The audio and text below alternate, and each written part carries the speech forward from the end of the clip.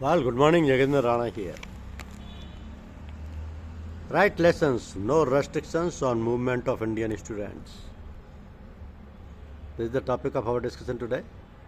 Right lessons, no restrictions on movement of Indian students. Indian students and professionals are set to gain unprecedented access to Europe and India.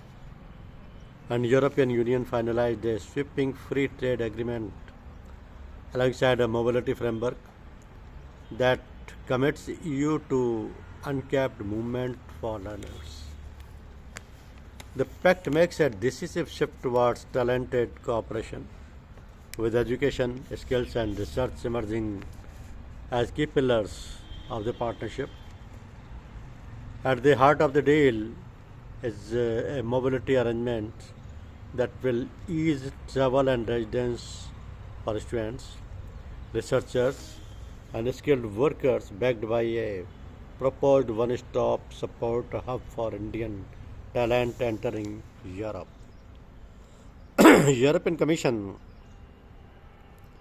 President Ursula von der Leyen said the agreement would facilitate movement of students and researchers while aligning talent flows with the workforce needs. She announced progress on India's association with Horizon Europe, the world's largest public research programs, opening new pathways for institutions, startups, and scientists in areas like health, clean energy, and frontier technologies and AI.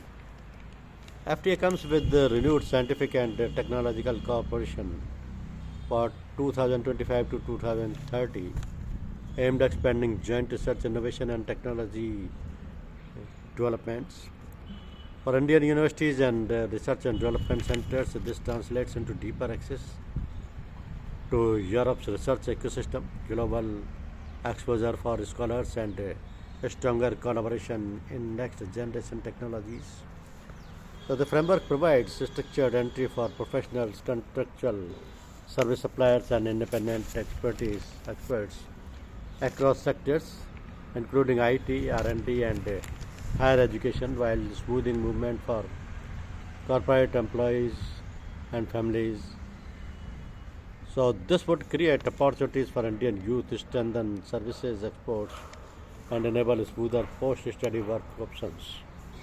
Education providers expects the pact to boost demand for European degrees, joint programs, and exchange initiatives, while giving Indian graduates wider choices for internship and early career placements. The agreement also signals growing space for digitally delivered services and professional education. Policymakers also see the deal as their skills accelerate, linking India's large youth workforce with Europe's aging labor markets, while encouraging innovation driven employment at home through research partnership and technology transfers. So the numbers behind the India-EU trade deal shows trade flows show how India's engagement with EU has deepened in the past decade and where FTA could take it in the coming years. India's mercantile trade with the EU has nearly doubled and surplus has grown.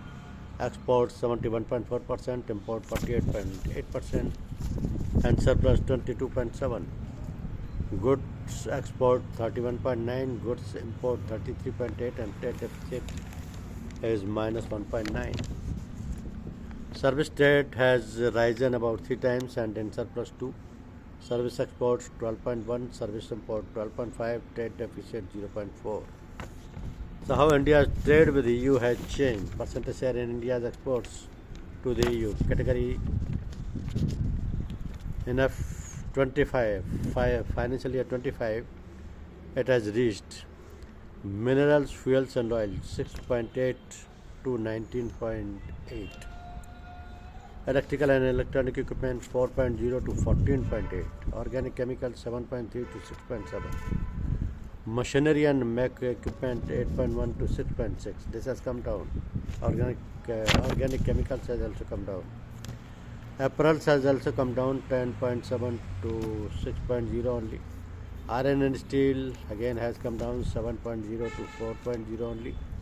Pharmaceuticals has increased 2.9 to 3.9. Gems, precious metals and jewelry 6.6. It has come down to 3.3. Automobile and auto parts has come down from 4.9 to 2.9 only within 7 years. Iron and steel articles 3.3 to 2.4 only. Aerospace 1.5 to 2.1, it has gone up. Rubber products almost equal 1.8 to 1.7. Optical and medical instruments 1.5 to 1.7. Leather goods several articles has come down from 2.7 to 1.5 only. And other textile articles have come down 2.4 to 1.5. So this is the position showing the EU trade deal. Thank you very much.